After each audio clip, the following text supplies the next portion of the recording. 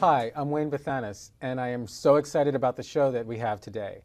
I have with me a very innovative astrologist, Jade Luna, who is going to help us address certain things that have happened in the science of astrology in the last couple weeks. It's a really exciting time in astrology right now because it seems there's another system that's coming to confront the existing system, like the one that we know when we open a newspaper and we're looking for our sign. That is all about to change. And I would love for you, Jade, to give us an idea of some of the things we can expect as far as what will look different and what is different, and just to address this whole debate that's going on right now. Well, it's an interesting debate because the debate has existed for probably about 2,000 years. You know, there's been an Eastern system of astrology, which I don't personally like to call it an Eastern system because the original Eastern system was founded by Alexander the Great. Okay. But what's coming out now is based upon an ancient finding that's just kind of coming out again. There was an astronomer named Hipparchus, and Hipparchus recognized that this Earth wobbled. Let me say that name one. Hipparchus? Hipparchus, yeah. Like with an H? Hipparchus. That's correct. Okay. He recognized that this world wobbled, that it didn't have an even rotation. Right. And he shifted all astronomy based upon that wobble. And was considered to be the biggest find or discovery in almost all astronomy at that time. And about 300 years later, one of his disciples named Ptolemy ended up furthering his work without adding the precession of the equinox, which is what that wobble is. Oh, I see. So when you say Ptolemy, you're actually referring to, you know, what we know from high school, the Egyptian architect Ptolemy. Yeah, with a PT, I never forgot that. He pretty much renounced the teachings of Hipparchus, or he failed to calculate them. We don't honestly know why he didn't incorporate the precession of the equinox. I see. But that was a huge mathematical error. And so the astrology that we see when we're looking in the newspaper, that doesn't include the warble? The wobble, no. The wobble. No, it does not. Okay. And that's a definite issue. Now, Ptolemy stated that Western astrology, or the tropical zodiac, was seasonal. Okay. Which was created based upon the seasons. And a lot of Western astrologers are right now trying to go out there and defend their system, saying, oh, well, we don't use the actual star constellations, we follow the seasons. But the problem with that is the seasons are different on this planet. So the southern hemisphere seasons are different than the northern hemisphere seasons. So you cannot assume that the northern hemisphere seasons are going to apply to the whole globe. So if I live in Australia, I'm having summer right now, and that's going to make a difference in the system of astrology that you're talking about. Correct. Like a perfect example, let's just say you're born April 4th, which would make you in Western astrology in Aries. Well, if you were born in Australia, because the seasons are reversed, that would make you a Libra. Okay. So the Western astrology system has so many faults in it.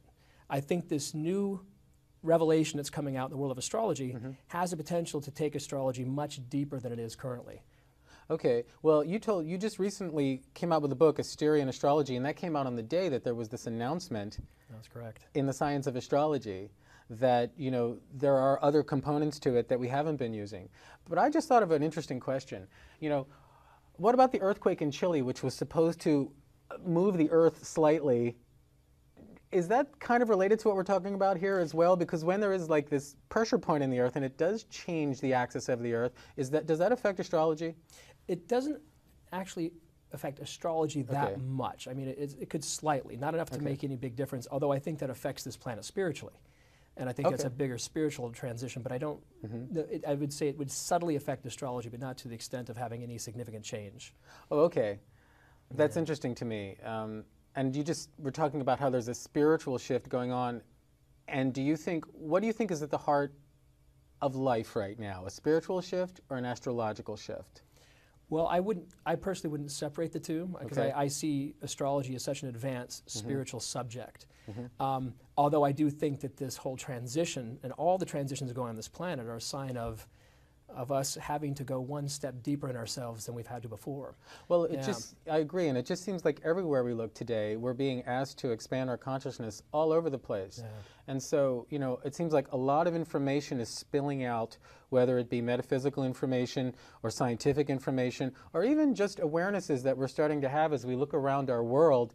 We're starting to really expand in a lot of ways. And so I mean, as time passes, it's really maybe not going to be that surprising that systems we're so used to looking to in a standard fashion really could change overnight.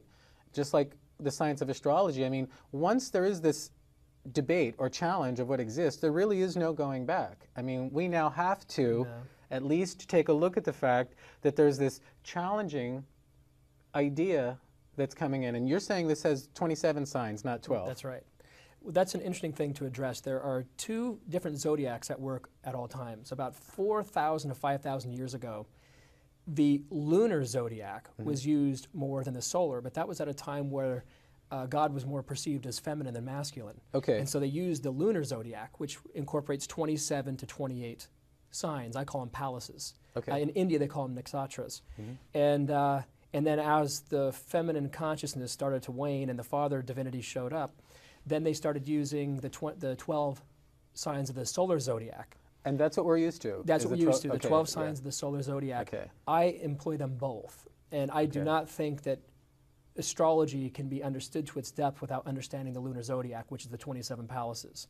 And I think we're at a time where we're integrating the male and female in ourselves as a culture. Absolutely. And I think that this time is more important than ever for astrology to advance into that next level of harmonizing the masculine and feminine. That's why I'm doing everything I can to bring in the lunar zodiac. And see, like as an example, everybody's contacting me saying, oh my God, I'm not the sign that I thought I was. I was an Aries and now I'm a Pisces. There's no way I'm a Pisces. I'm hearing this stuff all the time. My response to that is until you actually know the 27, you can't really understand astrology to the depth. And the fact this book is coming out at this whole time and the vibration going on, I think it's all part of a massive shift. And with what Part Kunkel released on January 11th, I'm hoping people stay with that consciousness. Although I'm watching people fight to the death to hold on to the old right now. Well, you know, it's funny because as we were talking, I was thinking about how, you know, I'm a musician and, you know, in the 20th century we had Bartok and Stravinsky and we had Schoenberg. We had a lot of people who challenged, you know, traditional music forms that were listened to earlier than that. And eventually they kind of integrated into the mass consciousness and acceptance of acoustically what we enjoy hearing. I think that's kind of an iconoclastic view that I'm taking there. These interesting figures come in. And I'm trying to figure out if that's exactly how I would describe this situation, although I'm not sure. Because is this an integration?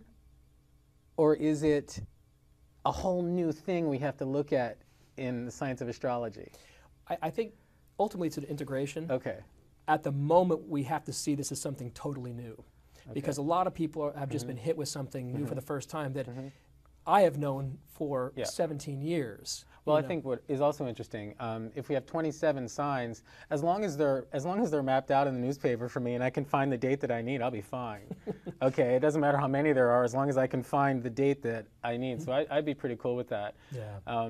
You know, I think one thing I love about the 27 is it allows this science to become far more individual than it was before. The lunar zodiac, I've always believed, was more powerful than the 12 signs of the zodiac anyways, or now they're saying 13, which is a whole interesting conversation in itself. But astrology's goal is to help someone become totally aligned or to become totally natural with who they are. And with this addition to the lunar zodiac that I'm adding into the 12, that opportunity exists greater than ever before. And I sincerely want the signs that I love so much to open the door to a greater level of realization for individuals. And I think that opportunity is going to be this year. Where can we go to get our new horoscope? I'm working on all that right now, but astrologysphere.com astrologysphere.com is a website I've just put together that is now using the 27 and allowing you to see your bi-weekly forecasts and so forth. So let's suppose I'm a teenage girl and I want to know if a boy likes me. Am I still going to be able to find his horoscope? That's going right back to Astrology Sphere.